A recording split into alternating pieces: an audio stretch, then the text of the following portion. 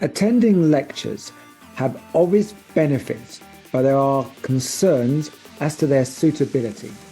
In other words, the classes are simply too long. Unlike at high school, college has 100 minutes of classes. This can be challenging as it is difficult to concentrate for a long time.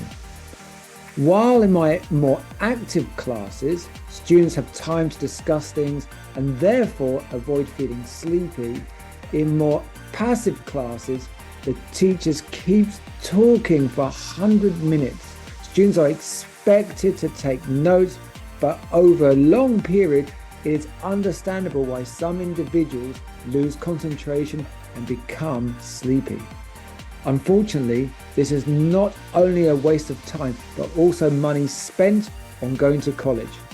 Finally, due to the nature of passive classes in which students simply listen, the content is easily forgotten.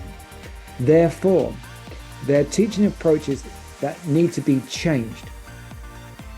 It is important for students to actively take notes and use their brains rather than just listening to the lectures.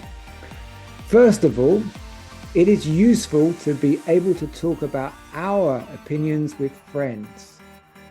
By discussing with other students, you can acquire knowledge that you could not gain just by studying alone at home. Furthermore, it becomes easier to memorize and practice new words by talking to your friends.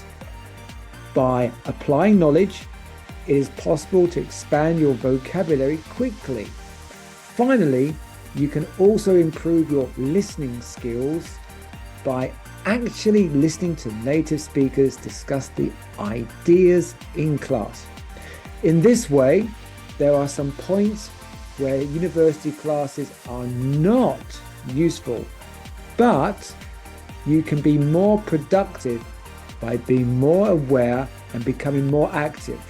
As a result, university classes are very useful but can have the potential to be even better with more active tasks.